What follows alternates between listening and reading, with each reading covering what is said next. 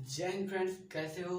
तो दोस्तों आज आपका भाई आपके लिए लेकर आया है फ्यूचर इंडिपेंडेंस। तो दोस्तों ये हमारा लेक्चर नंबर 11 है। तो दोस्तों इसके पहले का जो लेक्चर था यानी पास्ट परफेक्ट कंटिन्यूअस टेंस वो मैं आपको क्लियर करा चुका हूँ। ठीक है, अब अपना नेक्स्ट लेक्चर है फ्यूचर इंडिफिनिट टेंस। आज मैं आपको ये क्लियर करा दूंगा। इसके बाद फ्रेंड्स हमारे 3 लेक्चर बचेंगे, टेंस कंप्लीट हो जाएगा। इसके बाद हम एक्टिव पैसिव की शुरुआत करेंगे। तो दोस्तों लेक्चर में जो मैंने इससे पहले के लेक्चर कराए हैं वो फ्रेंड्स आप ध्यान से उन्हें एक एक करके देख लीजिएगा, ठीक, तो आपके ज़्यादा समझ में आएगा। तो दोस्तों चलिए आज का लेक्चर शुरू करते हैं। तो आज हमारा लेक्चर है फ्यूचर इंडेफिनिट टेंस। तो इस टेंस को सीखने से पहले आपको जानना होगा कि इस टेंस की पहचान कौन सी है। तो फ्रेंड्स देखिए, इसमें क्या होता है कि वाक्य हमारा दिया होता है, उसके अंत में गा होता है, गी होता है, गो होता है, कुछ भी गा गी गे यानी गा ही आएगा अंत में। तो आप जान लेना कि हमारा फ्यूचर इंडेफिनिट टेंस है। तो देखिए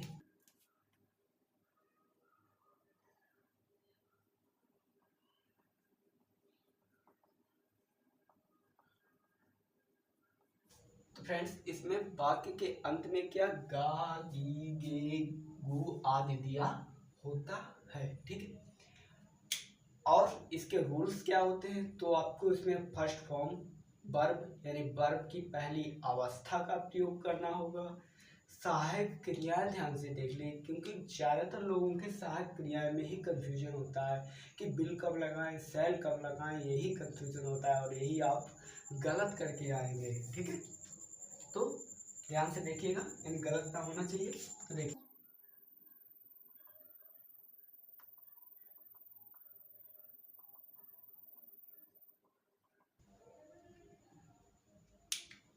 फ्रेंड्स इसमें सहायक क्रिया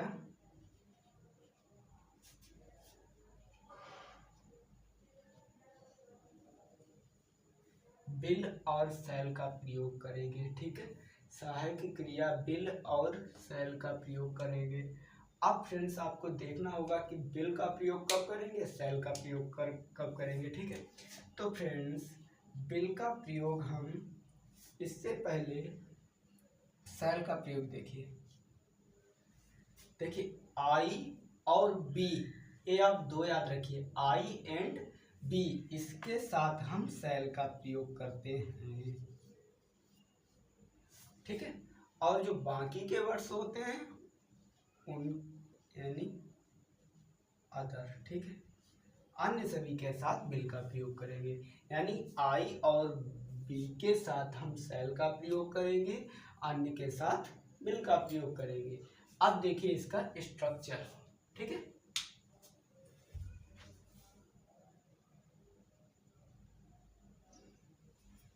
तो फ्रेंड्स इसका स्ट्रक्चर क्या है वो देखिए।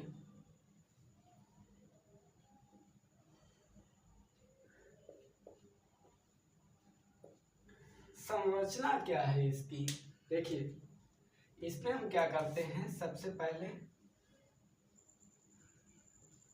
सब्जेक्ट तो लिखा ही जाता है, सब्जेक्ट लिखते हैं। उसके बाद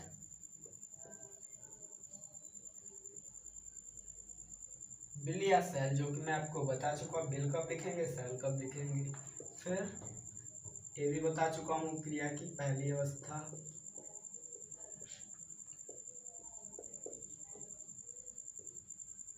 और इसके बाद हम ऑब्जेक्ट लिख देते हैं, ठीक है। तो आपको ये रूल्स इम्पोर्टेंट है,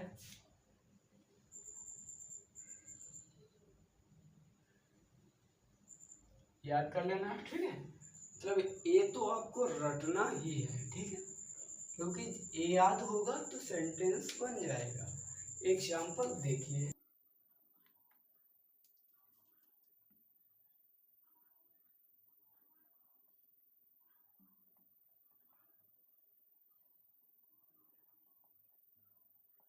मैं पतंग उड़ाऊंगा, क्या लिखा है, मैं पतंग। अब देखिए इसमें बाकी के अंत में क्या है, गा दिया है, तो आपको फ्यूचर इंडेफिनिट टेंस ध्यान रखना होगा, ठीक है।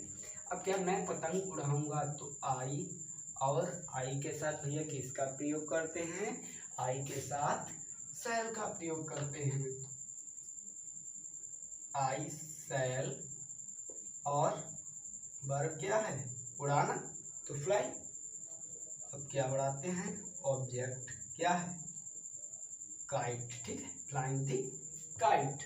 तो आपको समझ में आ गया होगा क्या, अफर्मेटिव ए है, और इसके बाद निगेटिव, तो इसे नोट कीजिए जल्दी से।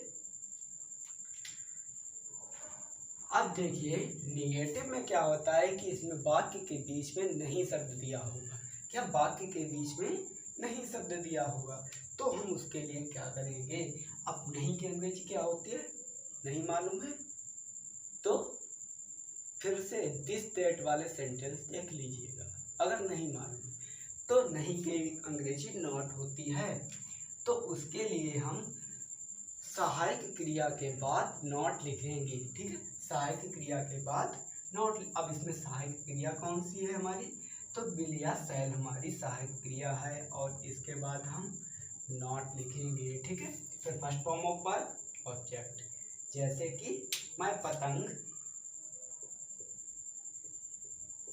नहीं उड़ाऊंगा, तो I shall not fly the kite, ठीक है, I shall not fly the kite, ठीक है, नोट कीजिएगा। नहीं एक सेंटेंस अपने आप पे लिख के, अपने पास से लिख के खुद बनाइएगा, ठीक है, नहीं मालूम है तो एक सेंटेंस कमेंट बॉक्स में लिख दीजिएगा, मैं उसका आंसर भेज दूंगा। अब इसे मैं इरेज किए देता हूँ।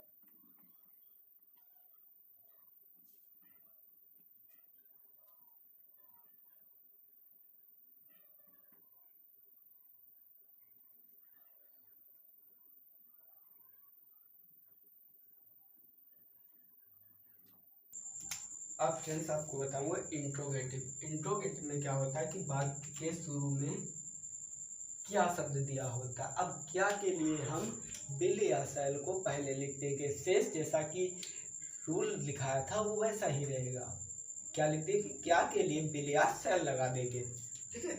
और विल या शैल कब लगाएंगे, अगर हमारा सब्जेक्ट जो है वो आई और बी है तो शैल लगाएंगे, अगर नहीं है तो विल लगाएंगे, ठीक है। तो इसका स्ट्रक्चर ही देखिए ध्यान से।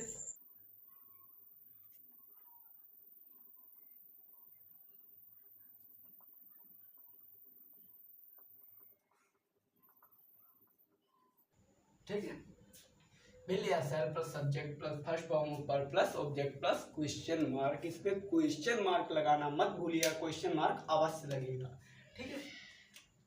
सेंटेंस एग्जांपल देख लीजिएगा।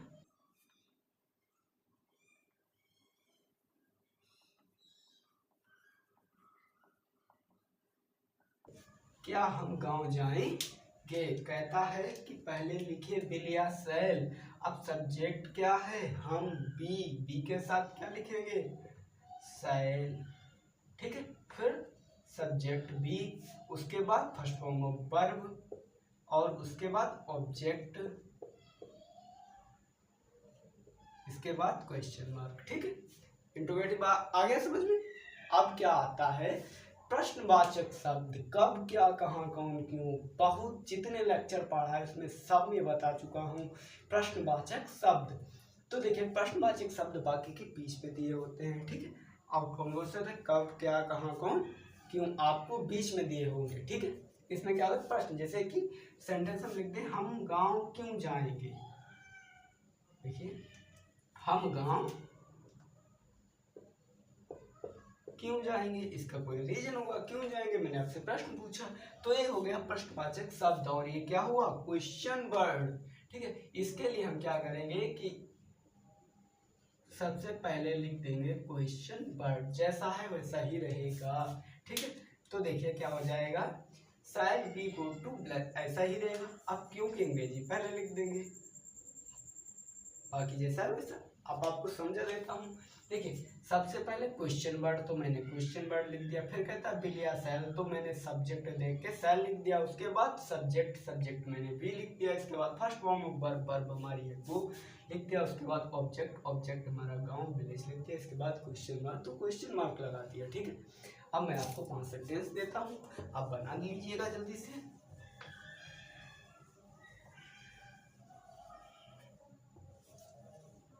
ठीक है, ए लिखे रहने दूंगा, आप लिख लेंगे। ठीक है,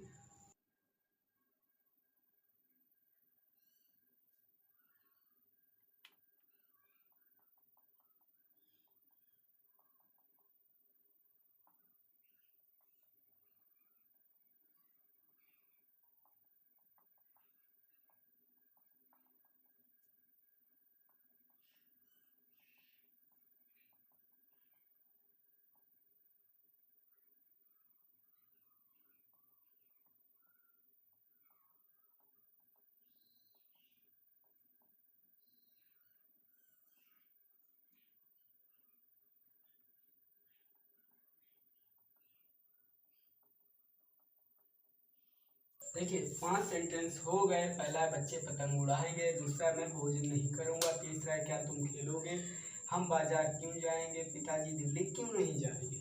तो आपको 5 बना लेने हैं। ठीक है, तो आज की क्लास यहीं तक, कल आपको मिलते हैं फ्यूचर कंटिन्यूस टेंस में। तो आज की क्लास यहीं तक। अगर वीडियो अच्छी लगी हो तो लाइक जरूर करिएगा और नए हो तो सब्सक्राइब जरूर करिएगा। जय हिंद।